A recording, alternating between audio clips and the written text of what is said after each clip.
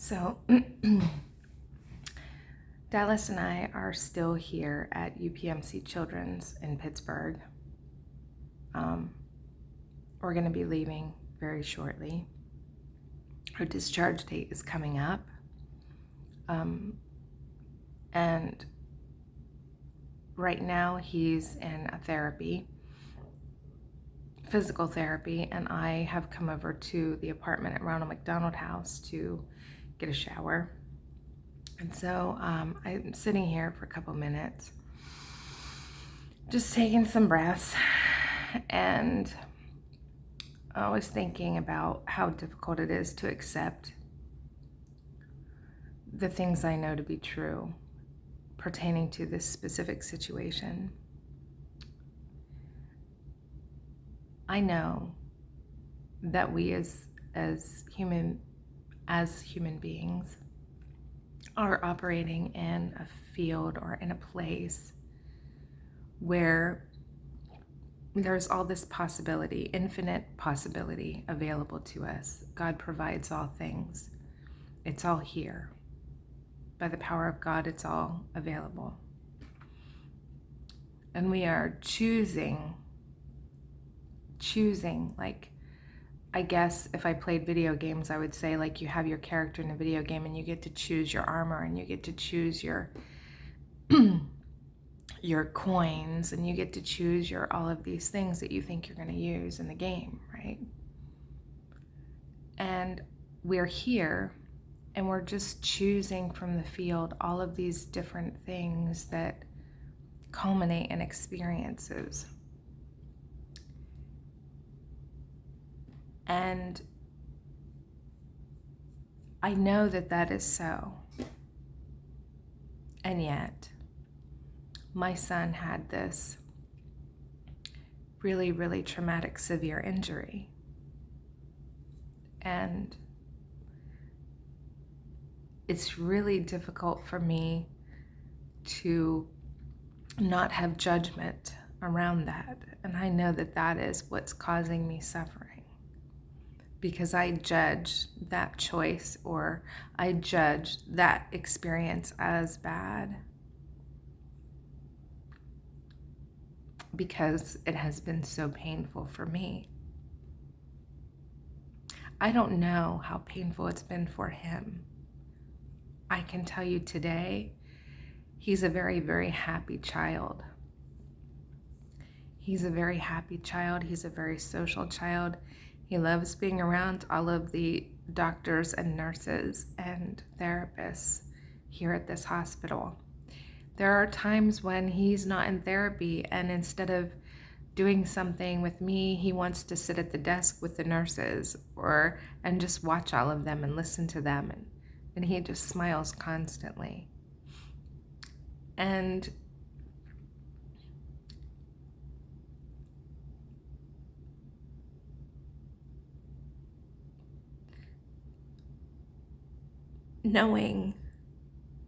maybe knowing this, maybe understanding that it's not my place to judge this, is why I'm still here to speak about it. Because the grief that I have felt during this experience has been more than I thought a human body could handle. And still breathe, and still have the heartbeat, and still be able to live.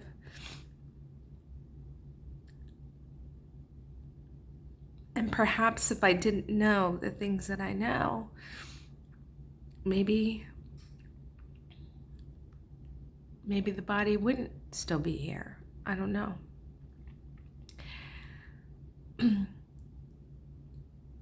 But I can see how in the most challenging of times, it is so difficult for us to wrap our brains around.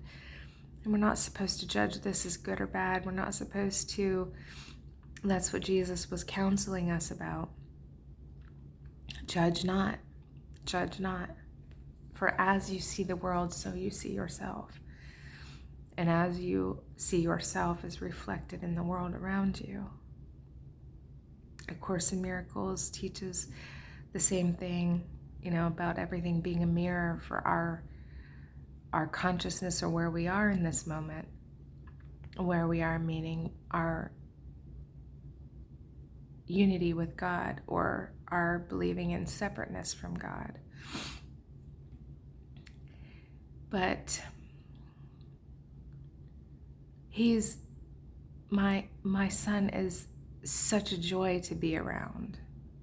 He is so pleasant. He is so happy. He is just wonderful to be around. And so in all of what has happened,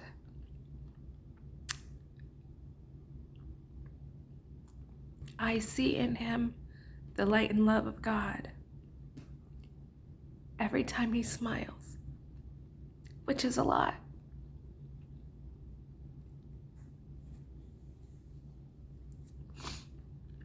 And I feel the sadness I feel is for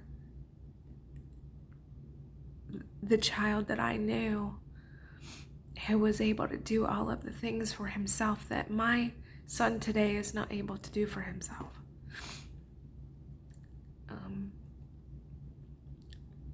He is in a wheelchair. He can stand. He stands very well, better and better every day.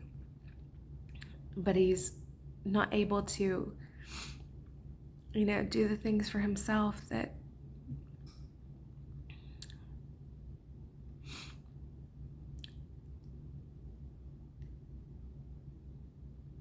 of course, that we want our children to be able to do, And of course, there again, that's my desire for him. And I have been counseled many times about that from Spirit, like about what I wanted for his life. It's not like I wanted him to go to a certain school or to a college or this kind of stuff. But I had hoped he would live the kind of life that I perceive as full, right? It's all my perception. It's all the way I think about something.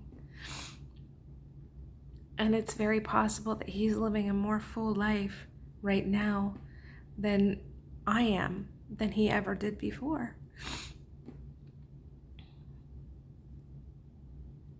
But the challenge is not having those judgments about things. And so whenever I'm putting this out there, because I can empathize with anyone who knows these things to be true and yet still feels all of the sadness, still feels all of the grief, and it doesn't matter what your situation is. It may not be the same as this, but it may be anything. Not getting the car you want, not getting the house you want, not getting the, all of those things. Because I also know that, I remarried. My husband and I bought this property. It was a complete rehab property. I handpicked the windows in the house. I helped with every aspect of redoing that property. I tore out the carpets. I helped lay the new flooring. I tore out the drywall. I helped hang the drywall. I helped mud the drywall. I scraped all this popcorn ceilings. I painted everything. I helped with all aspects of that house. And now we're getting a divorce. So we're getting a divorce, and now it's this battle over who gets what and how we divide things. And amidst still being here at the Children's Hospital with my son, who is now in the condition he's in. It's an insane world we live in. It is insane. But I know the pain and the grief and the sorrow in all areas of life. And just because our mind tells us one thing is worse than the next doesn't mean it feels any better. And it doesn't. the grief, the sense of loss, the fear, the anxiety, it's all the same. Sometimes it's more heightened, just depends on where your values are, what you give value to. When it feels like that thing is threatened, like my son, I put so much value on my son. So when my son seems to be threatened, it's very traumatic. When I place great value on my home, somewhere I'm supposed to feel safe. When that's threatened, I feel all the same things everybody else does. I just have this underlying knowing that it's of my own choosing. It's nobody else's fault that I'm bringing this into my own experience. And no one else can do that for me or to me. It's all me doing it.